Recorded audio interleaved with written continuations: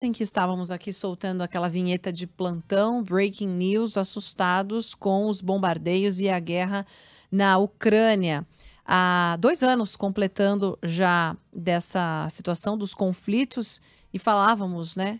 1 mês da guerra, quando será que isso vai acabar? 2 meses, 6 meses, já são 2 anos. Na linha conosco está o professor de Relações Internacionais da ESPM, professor Roberto Ibe. Obrigada pela gentileza de atender a Band News FM. Como é que o senhor tem acompanhado esses 2 anos de guerra? Infelizmente parece que a gente vai se acostumando, Sim. né? Bem-vindo, boa tarde. Boa tarde, Débora. Boa tarde, Boa Fábio. tarde. Todos que estão ouvindo aqui a Rádio Band News FM. E faço uma conexão com o que você acabou de falar, né? Faz 2 anos que começou a guerra. E eu lembro que a minha primeira entrevista foi exatamente para a Band News, né? Foi ainda na noite do dia 23 de fevereiro. Eu estava em aula e já se tinha indicativos de que a Rússia invadiria a Ucrânia no dia seguinte, né? Na madrugada aqui do Brasil, início da manhã em Kiev. E, infelizmente, se confirmou aquela previsão, e 2 anos depois, infelizmente, estou aqui falando sobre a guerra e não sobre o fim dela. E acho que você toca num ponto muito importante, que eu sempre tenho mencionado, que nós estamos vivendo agora aquele estágio da guerra, que é o estágio de normalização do conflito. O que que significa isso? É um conflito internacional, é uma guerra que, de fato, já entrou na agenda da política internacional, na agenda da economia internacional. Não é mais um fato extraordinário como 2 anos atrás, quando nós não tínhamos nenhuma previsão se a guerra duraria, ou a invasão, no caso, duraria semanas, meses ou até mesmo anos. E eu faço um paralelo até com a guerra na Síria, né, que durou cerca de uma década, e nós nos surpreendemos quando teve o fim da guerra, né, ou o fim das hostilidades, melhor dizendo, que foi praticamente 10 anos depois. Então a gente passa a aprender a viver com a guerra, com os horrores da guerra, infelizmente, um número elevado de refugiados, são mais de 8 milhões de refugiados ucranianos, e também os impactos econômicos deste conflito, que praticamente destruiu a economia ucraniana e gera um impacto mundial no preço de commodities, no preço do petróleo, inflação a nível global. Enfim, então este é digamos assim, a fotografia que nós temos desses 2 anos e ainda, infelizmente, ter que falar isso, muito distantes de qualquer perspectiva para o fim da guerra, para os acordos de paz entre a Rússia e a Ucrânia. Esses dois pontos são importantes, não é, professor? Primeiro, como você disse agora no fim, ainda longe de qualquer perspectiva de encerramento dessa guerra, e antes o mundo se acostumou com a guerra. Mas, sobretudo, quem não vive na Ucrânia e nem na Rússia, ali pertinho da Ucrânia, na região efetivamente do conflito. Depois de tudo que aconteceu, e com a economia da Ucrânia absolutamente dilacerada, como você também ressaltou, quais serão as consequências geopolíticas naquela região e também para a Europa, principalmente, depois do fim dessa guerra, mesmo, repito, sem a gente ter uma perspectiva de quando isso vai acontecer?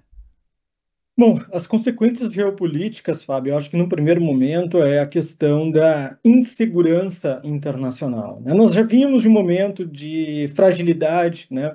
Nós tivemos no começo do século a questão do terrorismo, né? O 11 de setembro de 2001 inaugura o século XXI, depois temos os episódios de terrorismo pontuais na França, na Espanha, no Reino Unido. Depois temos a emergência do Estado Islâmico, né, na qual, aquele momento, esse tipo de conflito internacional entre estados, ou seja, entre países, ele estava num segundo plano. Não é que ele não acontecesse. Vale ressaltar até aqui para os ouvintes da Band News FM, nós temos outras guerras acontecendo neste momento. Temos guerras acontecendo na Somália, no Sudão, no Iêmen, enfim, que já existiam a longo tempo. Mas esse tipo de conflito entre grandes países, entre grandes potências, ele era algo que estava no passado, praticamente lá na Guerra Fria. E aí volta com muita força nessa terceira década do século XXI, que nos traz primeiro essa característica da insegurança a nível internacional. Acho que uma outra consequência geopolítica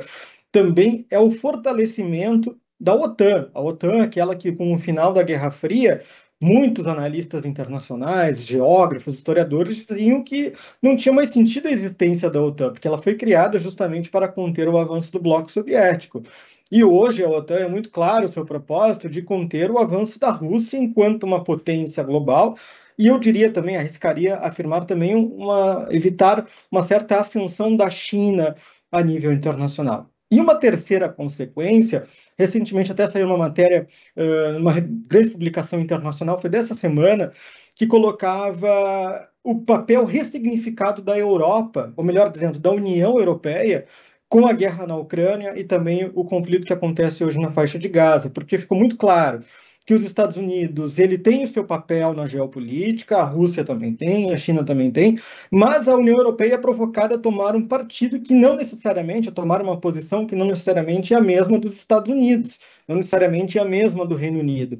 Então essa guerra ela também reforça uma certa necessidade de reforma institucional da União Europeia, que aí vai suscitar, inclusive, as crises internas na União Europeia, a ascensão de blocos de extrema-direita no continente europeu, e que vão, provavelmente, agora ter um impacto que a gente vai conseguir enxergar de maneira melhor nas eleições parlamentares da União Europeia. Porque, para entender um pouquinho nessa geografia política, digamos assim, você tem de um lado a Rússia, tem do outro lado os Estados Unidos, e no meio termo tem a União Europeia, que não sabe muito bem qual é a posição, se ela toma uma posição totalmente pró-Ucrânia, ou ela permite-se tomar também um diálogo com a Rússia, porque afinal a Rússia é sua vizinha, então ela se enxerga também como vulnerável a qualquer avanço da Rússia, não apenas no leste europeu, mas em todo o continente europeu.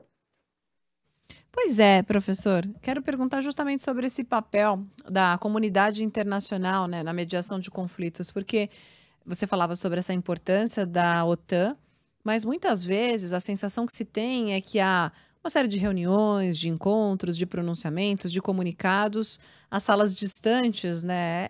E na prática pouco se vê de resultado. Inclusive ontem o representante porta-voz da OTAN falou que a situação, reconheceu que a situação na Ucrânia é extremamente difícil. Não estou falando que é um trabalho fácil, mas na prática, quais são os aspectos que comprovam essa interferência, essa força que a organização do Tratado do Atlântico Norte tem, e mesmo quando a gente fala da comunidade internacional em geral, acompanhando o conflito, né? As palavras de presidentes de outros países, até o Brasil, quando manifesta apoio ou não de um lado ou de outro. Queria te ouvir em relação a isso.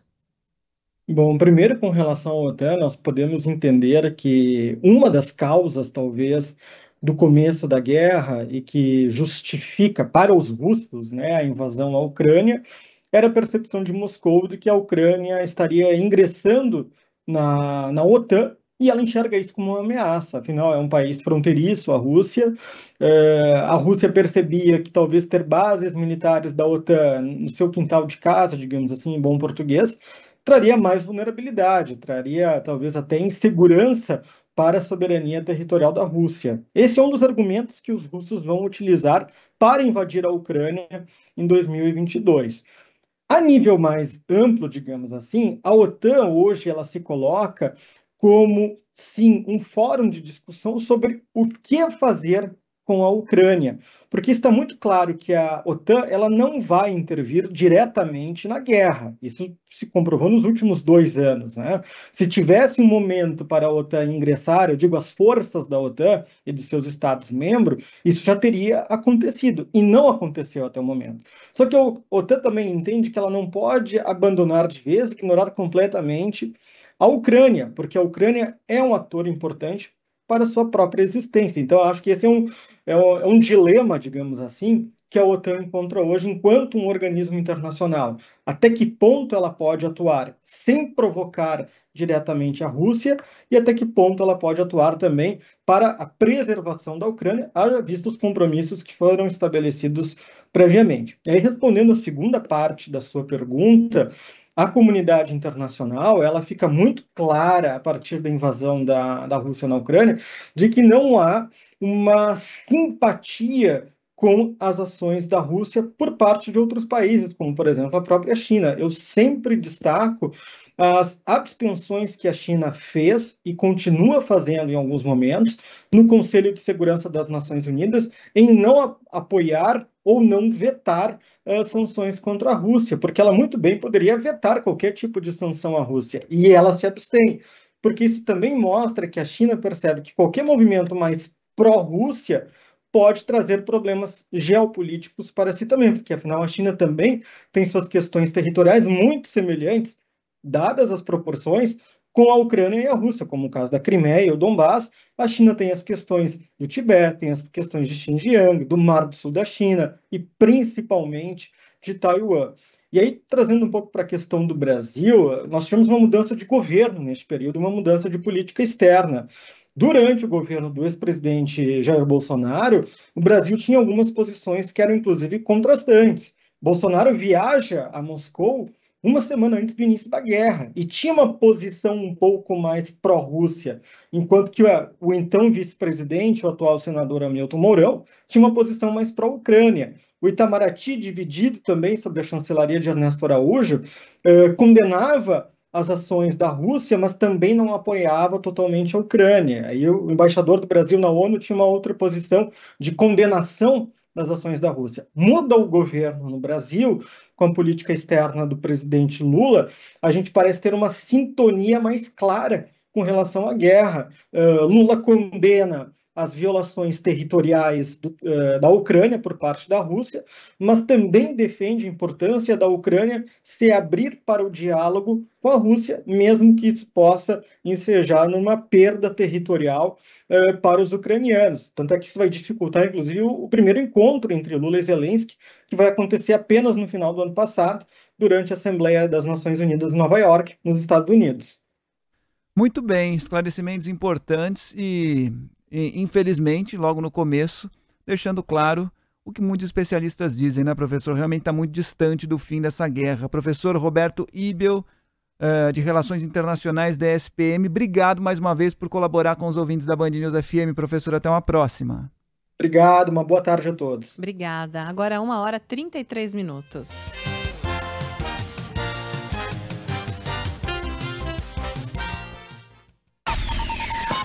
Tecnologia.